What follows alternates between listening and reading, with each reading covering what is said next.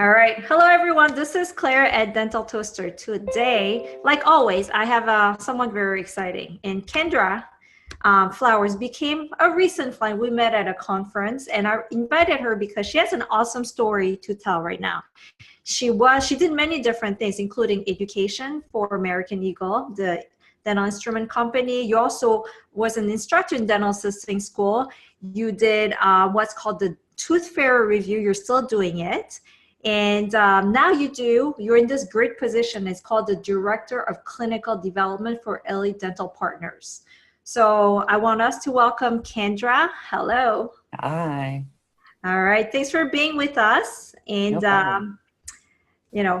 it's nice to meet someone you met at a conference and they become your friend. So thank you. Yes. Great. So Kendra, tell us how it all started. I mean, you did assisting before you became a hygienist? Yes. So I started out in assisting. I was 17. So I didn't know that's what I wanted to do. I really wanted to be a music teacher, but that didn't work out. So I became an assistant and I just ended up falling in love. And I knew when I was an assisting that I wanted to be a hygienist. Okay. So I did that, some assisting through hygiene school. And then I found my passion, which was hygiene. Right. Great. So now after that you did dental hygiene, and then you went through a series of employment, right? You did obviously dental hygiene clinically. How long did you do that for? So about now 8 years. I taught dental hygiene for about 2 years. I did some dental assisting, instructing as well, but most of my hygiene career was clinical, and usually in the corporate or DSO setting. I did a lot of temping more for private practice, but that corporate or DSO setting gave me a lot of background for my new position. Okay. And you also was a clinical educator for American Eagle Instrument Company. Yes. And so that also tied into my teaching for dental hygiene. Was able to go into different schools and teach courses on American Eagle's different technologies because it was a little bit different. So kind of a smaller version of a speaker, smaller set. Great. And then you moved yourself up to this director position of clinical development. Tell us a little bit more about Elite Dental Partners and your position now. So Elite Dental Partners, it is a dental support organization. And so what they literally only support non-clinically. But recently, as they've grown, they've realized that they had a need to support clinically as the doctors have requested it. So most of the time they've been doing administrative, HR, billing, things like that. But they wanted to be able to offer educational support, internal kind of auditing reviews, things like that. So that's where I come into play. So they created this new position. And so eventually the idea is I'll create a clinical team and create different protocols and systems in place to help the doctors with their clinical practice. I see. So before, and I'm just going to share the screen with our viewers and listeners. I like to do that so that everybody can see the website. So I literally put the Elite Dental Partners in Google, and I'm not sponsored by Google, but you have to mention things like that now, it's illegal to get sponsorship and kind of like talk about it without putting affiliation, but I'm saying I'm not sponsored. But here's the Elite Dental Partners, and they have solutions. So you said they started with HR and more administrative things, and now it's more clinical. That's where you came in with your clinical experience, your education experience. Yes. So the idea of Elite Dental Partners is that they are providing the best possible patient care. So we don't tell the doctors what to do. We just provide them with whatever support they need. So if they want to start doing clear aligner therapy or implants or having their hygienists use lasers or ultrasound, different types of therapies, then we can come in. And that's my job, to come in and bring them the best care. I see. So you manage out a lot of people, or you oversee many different fields and people, right? Yes. So right now, because it's a new position, I don't have any team members under me, but eventually I'll probably have a hygiene director, regional field directors for hygiene and clinical doctors as well. And then I have a counterpart they just recently hired. She is the director of clinical operations. So she works more, she does the reporting and the metrics side. Not my strong suit, mine's more clinical. Okay. All right. So, you know, what's impressive is, to be honest, you went from, you know, assisting to hygiene to a few different things. Now, you know, even that title of a director, does that sound awesome to you? Does that intimidate you sometimes? It did at first. Now I love it. Well, I think it's easier because I'm starting off directing myself. I don't really have a team yet, and I get to build that team. So I think it's a little bit less intimidating. But the thing we have around my house is I'm a director now, so they all have to listen to me. Yeah. They don't. But no, it's really good. Not where I envisioned myself at all. But it's exactly where I should be. So I think I work towards it. I'm about to complete my master's in dental hygiene, and it's more in education. So I think that's where I thought I was going to end up, and I found out that that's not for me. But this still allows me to educate our profession, still liking what I do. Okay. So, you know, did you like the corporate setting to begin with? Where I was at, the different corporations I worked at, I didn't have a problem with. I know that there are some that some people don't like.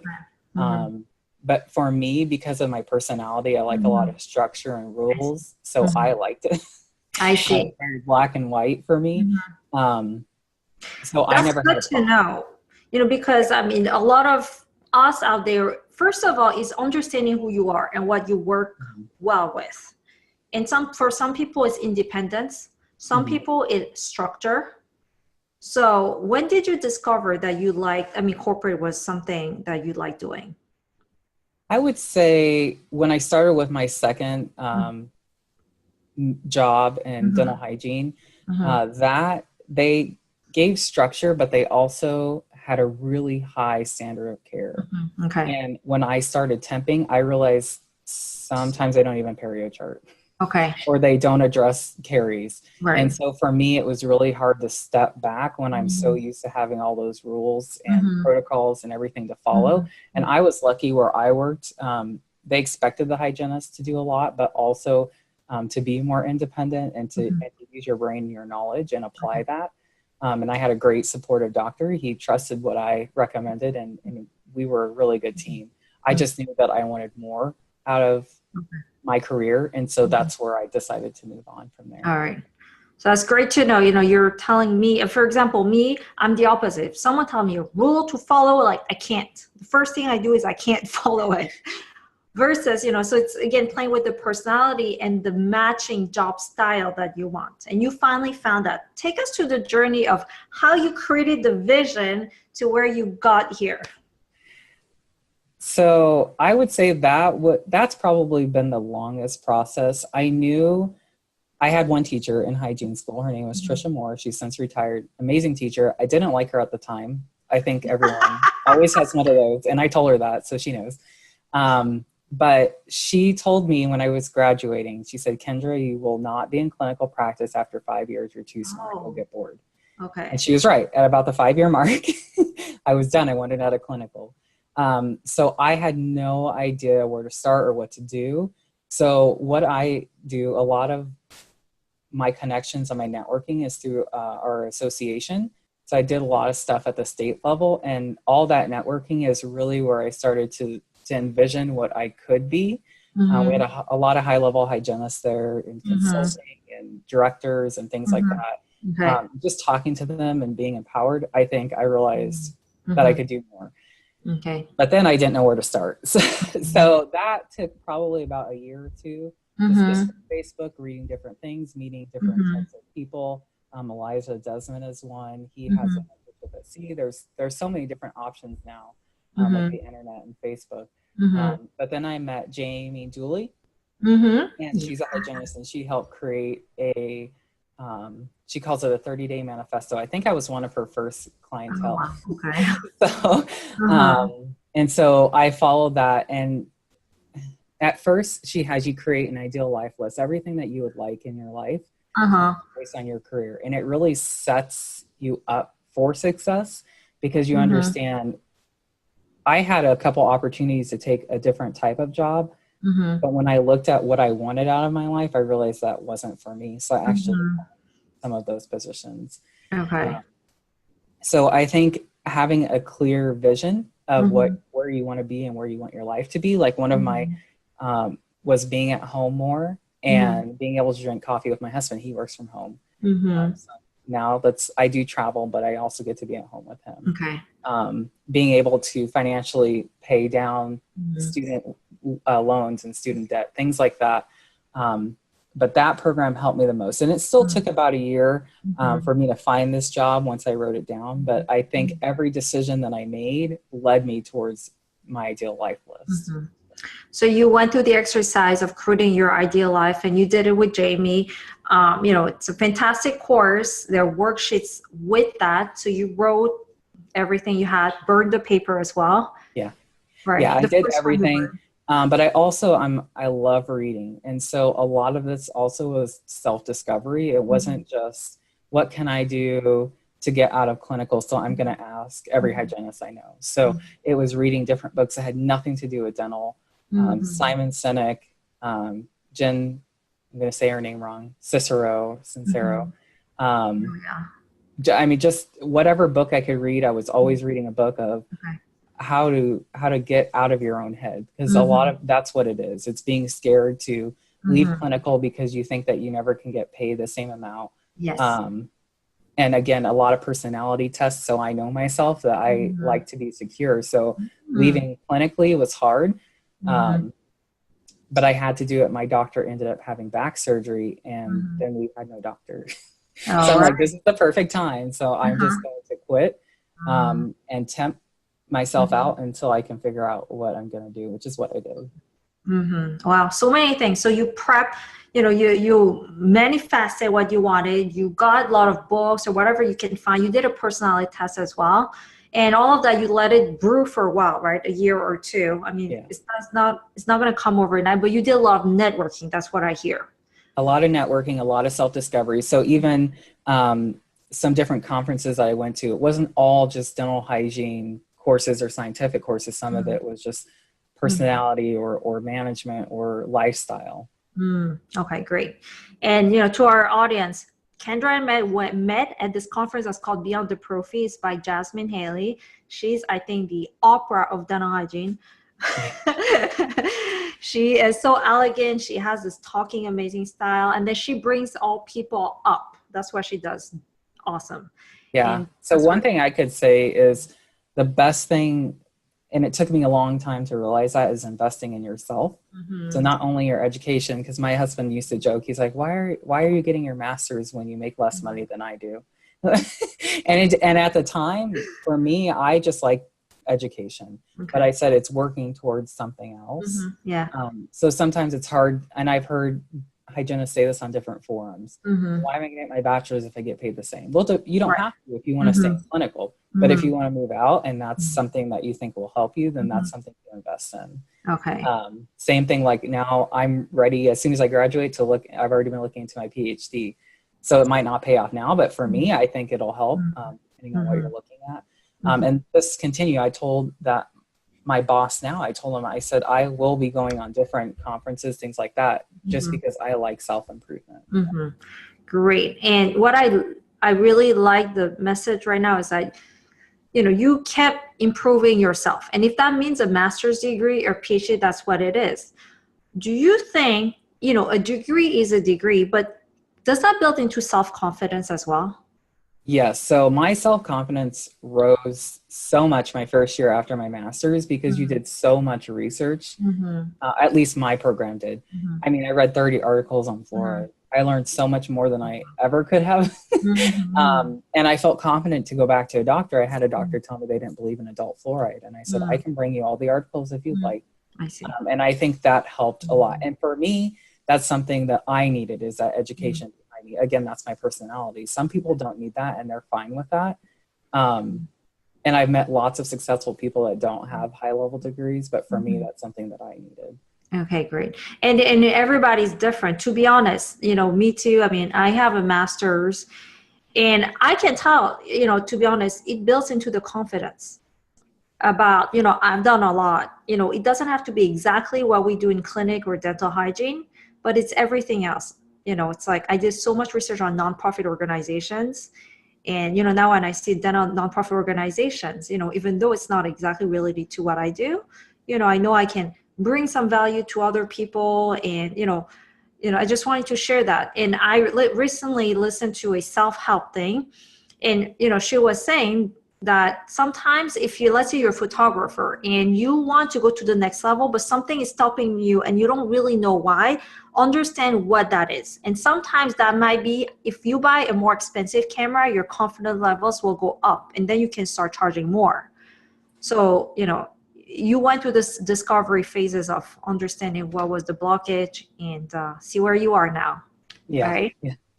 And I think that helped too, because I always, as a hygienist, sometimes you have some pushback from the doctors. Mm-hmm. And I think we will all experience it sometime. Yep. And I think having that degree behind me made me feel more comfortable being able to have conversations with different types of doctors. Right. And that comes into play a lot now with my new position.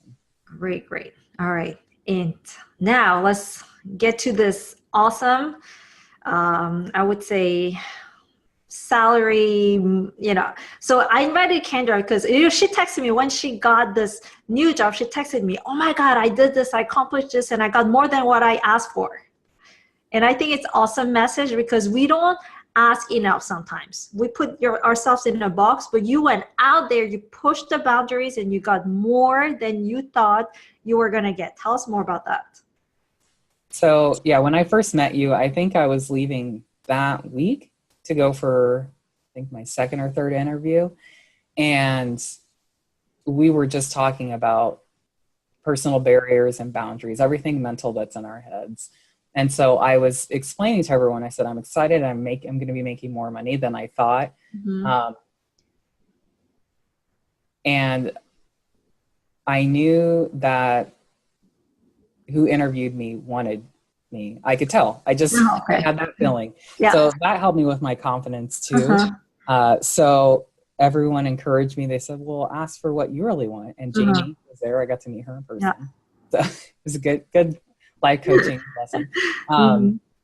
So she said, go for what you really want. So I did. I went ahead and I asked for certain things that I normally wouldn't have asked for, because before having that conversation with you guys, I was like, well, it's great. I'm just grateful that they're picking me. But then I had to really sit down and think, no, I really am worth something. And we're saying, and I've always said this my whole life, so I didn't apply it to my career, but we're saying they can say as no. I highly doubt that they would not offer me a position just because I asked for, a different vacation or whatever. So when I asked, they actually gave it to me. So that was another win on top of already getting the job. But I think just knowing that you're worth more than what you think. Right. That is an awesome message. Yeah. And to ask that, did it cost you anything? Oh, no. Right? No. And I just read an article about negotiation. Yeah. And I use those words specifically, and I followed the diagram. Some of it said to ask certain things in an email, or phrasing, I'm excited to start with you, and I'll feel better about this if I can have so-and-so or whatever. And so all of those words, it was so great because I never would have said it that way. Instead, I would have almost been asking permission to say, can I have more money? Or can I have this? But instead, you kind of give affirmative statements first, and then. Okay. Perfect. And did you learn that in a book? Can you share us? Sure. That was an article. Okay. I think I sent it to you. I can resend it. But it was an article, and it was just talking about negotiation skills. Yeah. Great. Because, I want, if we turn that into a blog, I want to post it out there as well to share this with all of our listeners and followers. And you are very right about negotiation. There's specific skills, how you can ask things. And, the first thing we have to understand is it's not a battle. It is a win-win game. So they obviously want you. You already sense that, and you capture the golden moment. We call it the golden moment when they want you, but you have this leverage right now. In 1 month after they hire you, sign the paper, you do not have that leverage. It's gone. You know, you have the golden moment. So capture that golden moment. And I really love negotiation books as well. I really just, you know, I think it's great. And it's also negotiate with your children or anything. It applies everywhere. Or your dog, you know. I'm sure you're soft with your dog. Yeah, I'm a little too nice to my dog. Okay, right. So, you know, going back to negotiation, so you can phrase it saying, if you did that, or we can work towards that, that can help me be more motivated, or that would help me feel more comfortable at the position instead of asking permission, right? Yeah. There's something. Because it's like, can I have more money? Of course they're going to say no. Yes. If you think about it, but say, you know, I can't wait to start this position. I would feel more comfortable at this amount. Or I feel like we could move forward if I made this salary, or whatever you decided to do. Okay. And even vacations, right? If vacation.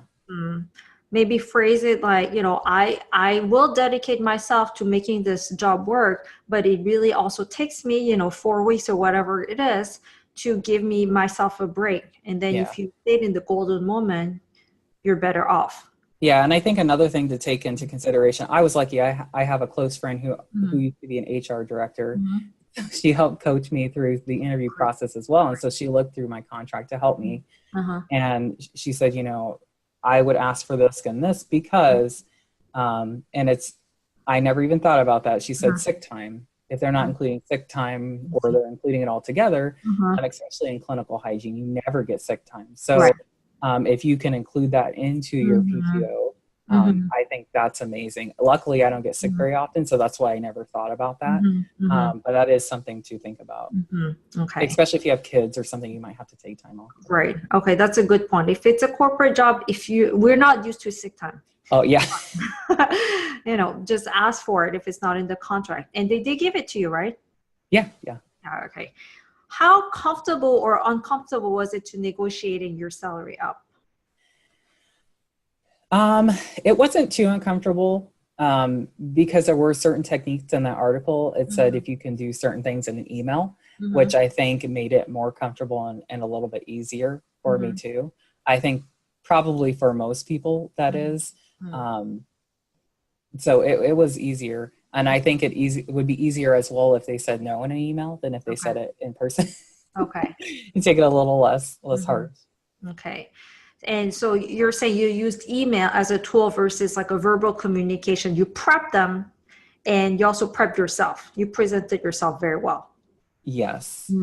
And the other thing is I did a lot of research, field research, salary.com, other people of similar title, to try to figure out where I was salary wise. Yep. So it's good to know where you're at, or if there are different, like if they hired a doctor versus a hygienist, would they be paying more or would they be paying less? Okay.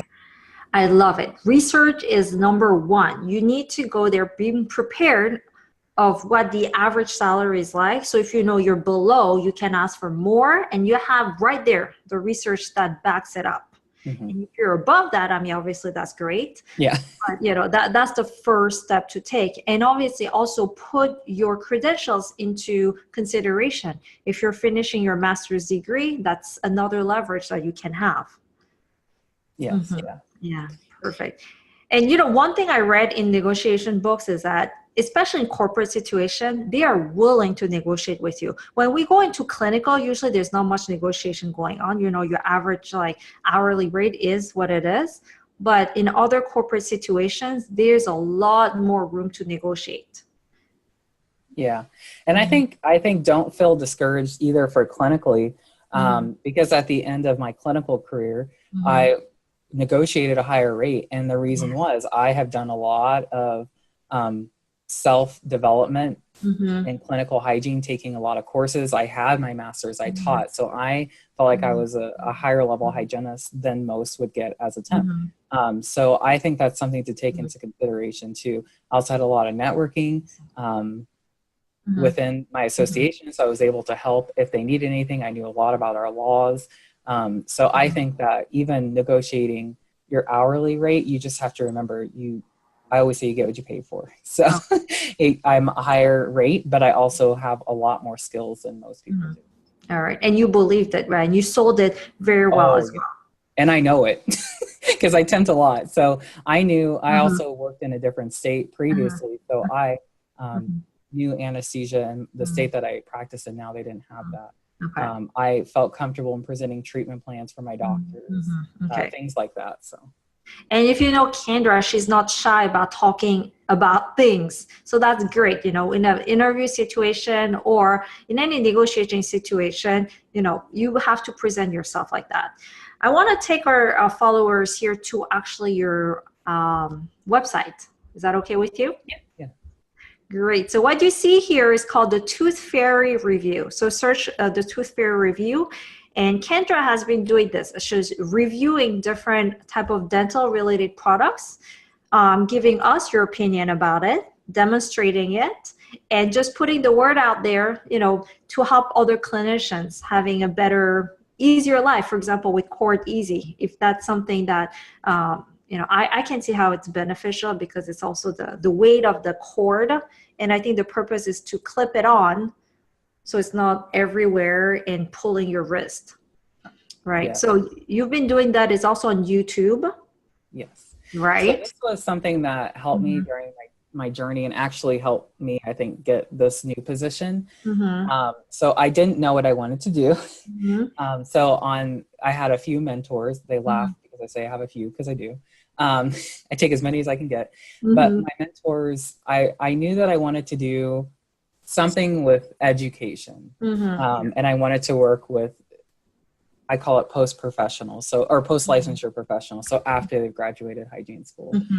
So it just dawned on me one day that my husband is in IT and he watches these boring videos about monitoring stuff. I don't know, for a whole hour. It's ridiculous. So I said, I should do that. I haven't ever really seen anything like that for dental hygiene. Yeah. So I decided, because of my nature and how I am, I wanted to make sure everything was done scientifically, because I've heard people or vendors or sales reps say certain things that they haven't had the evidence to back up or even try out themselves. So while I was in clinical practice, I was using all of these products myself, either on myself or on my patients, or both. Right. And then looking at the science and the studies behind it too. And so my goal behind that was to bring different new products and technologies to a practicing hygienist who doesn't have time or maybe doesn't want to read all of that stuff that I like to do. So this was one thing, because we will be evaluating products in our company to decide what we want to use. And so this also helps me. I see. And great. And, you know, this helped you a little bit. I mean, in the big picture, get your position as well, in a way. Yes. And I mean, everything was self-funded. It was difficult, but what I did was, when I was temping, I would save money. I taught a dental assisting course, so I used that money to buy all my video and marketing things. So everything I did was on my own, or with my husband. But the idea was, I didn't know where I was going. So I thought maybe this might be a venue that would be my new career. Yes. I still love to do it. I just had to take a little break while I'm getting positioned in this. This is, you know, the reason why I love this is because it teaches us that sometimes you just have to jump in it. We don't, you know, you didn't see the end goal of this. You had this idea, you love education, you love scientific research, and you love product as well. You would like to be in certain position in your career at some point. You didn't know exactly what the end point was here, but you threw yourself out there, you did it, bought a camera, invested a little bit of yourself, time, money, and effort. And then you used that. When it was time, you had something to prove yourself. Yeah. And a lot of that it took me 6 months to get a video out and done, but it didn't take me that long to make it. It was all mental. It was this mental blockage that I had. I am a perfectionist when it comes to things like this. And I just had to put a deadline on it. And I picked my birthday. And I said, you know what? I'm launching this video on my birthday, whether it's ready or not. And believe it or not, I hated it. Yes. But everyone loved it. So in my mind, it was horrible, but it was perfect. So I think a lot of that too is that I think Jamie calls it death by perfection. Okay. I can't remember, but basically you won't move paralyzation by perfection. Okay. Something like that. You're right. But you can't move because you just are so worried, or you want everything to be so perfect. And hygienists, we're horrible at that. Perfect. So I think this was a big personal win for me, that I put myself out there, and I'm not a person that like, I don't take selfies. Maybe I've taken 2 or 3 in my life.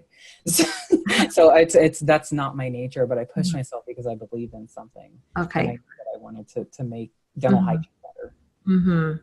And yeah, you know, I see here, this is your about page. You have your mission, you have a story. And as an employer, to be honest, when I see Kendra Flowers having this and a story about herself and some videos out there, that's already 10 bonus point right there.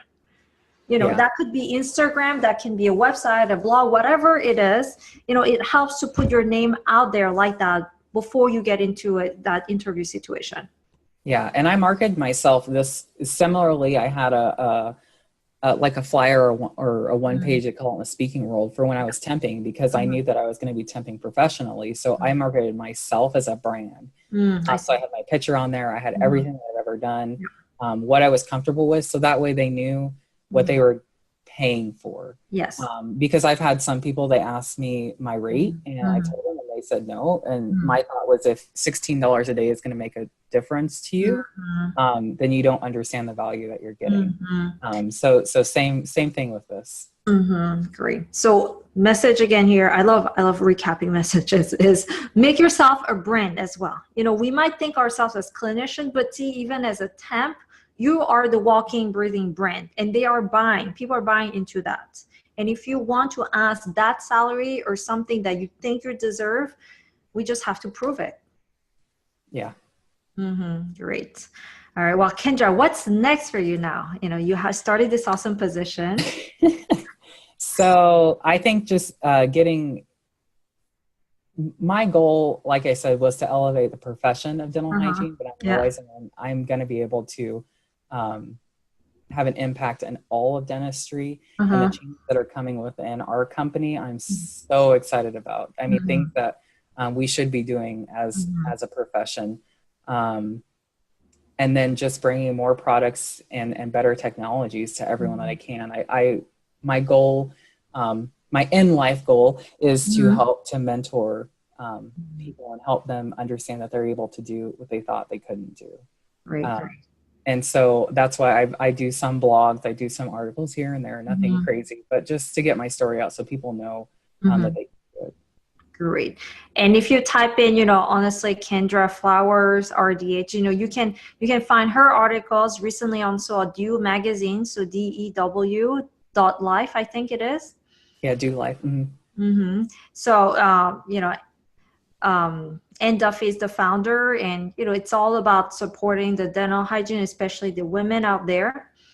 And, you know, Kendra has a lot of inspiring story. And you know what? You're an excellent writer as well. Oh, thanks. I get that from my mom. Oh, great.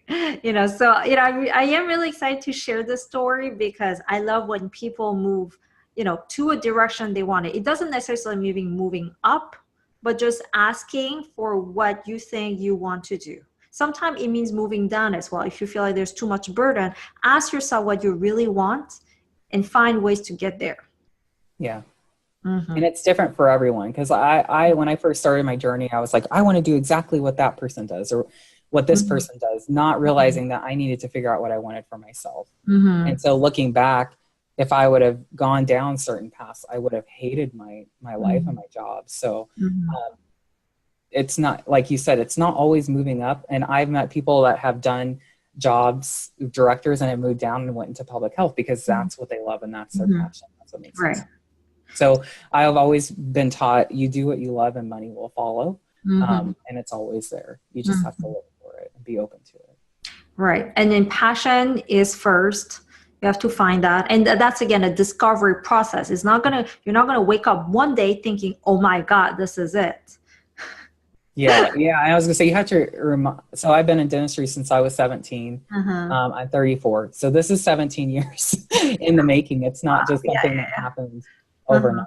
Now I just Uh-huh. told everyone how old I am, but it takes time, and I've been a hygienist for almost 9 years, so Uh-huh. I've had all of that time, all of those experiences, Mhm. Mhm.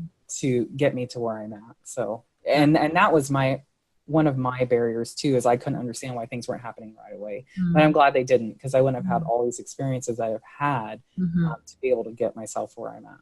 All right. And I really love your story personally. And I remember we were talking about some things like that in the cab ride back to the hotel or something like that. Yeah, yeah, So, I love meeting people, but Kendra has a message, go to professional networking. It doesn't have to be dentistry. It can be self-development, business, support group, whatever it is. And, get things for yourself, make it yes, happen for yourself. yes, Mm. Yeah, for sure. yeah. Right. Nothing falls off the tree, magically for us. We have to make it Yeah, I think some people every once in a while does, but no, you have to work for it.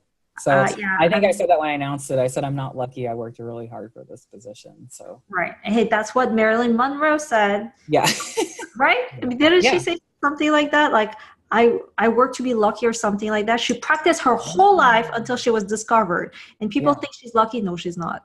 Yeah. No, yeah. And that's the thing, is it might not come in the way that you think that it will, or in the format that you will, but I think it will come. And I would say the hardest part of that was staying positive. Mm-hmm. Again, personal discovery. I'm not by nature a positive person, Mm-hmm. but knowing that that affects you, and affects people around you in your life, Mm-hmm. that energy, it sounds so new age, but it's true. So the happier you are, the more you attract that, and the Mm-hmm. more negative you are. And All so right. sometimes you just have to get out of certain situations that are Mm-hmm. bringing you down, just so you can be yourself, and try to attract what you want. Okay. It comes back to the book The Secret that I actually talk about with Jamie as well, the big magic. All of those are very inspiring stories. They're not concrete, but really the message is you have to put out there, you have to shout what you want. And Kendra, when I met her, she was very, you're very verbal about things as well, which is great, because then people around you, they think about it. And when something opens up, a position or something, they already have someone in mind, like you, saying, oh, I actually talked to Kendra about this position. Yeah, So put it out there. exactly. Yeah, no one will know if you don't tell them. Right? You can't live just in your head. And you Yeah. put it out there. You gave it birth online as well with the toothfairyreview.com. Yes, yes. That's one step forward. And, let's leave on a positive note. You said positive energy goes around, influences everybody else, and it Yes. reflects back on you, right? Yes. Thank you for being an inspiration to us, especially, our new grads or others who want to do a lot more than clinical work and who are afraid to ask for more in some situations. Yeah. Well, I wish you the best, Kendra, in everything you do. And I'm sure we're going to keep seeing you in different articles and, everything you do to support our dental hygiene community. Yes. I'm excited for what we're about to come on to. So There's a lot going on. And dental is one of those, I guess, in a way, to be honest, a little boring. So it's time to for exciting things to happen. yes. Right. I think Yeah, we're going to live through that. The 21st century is going to be really exciting. It's coming. I'm excited. All right. Thank you, Kendra. I'll let you get back to your awesome husband and dog. Yes. Thank you. All right. See you again. Okay. Bye.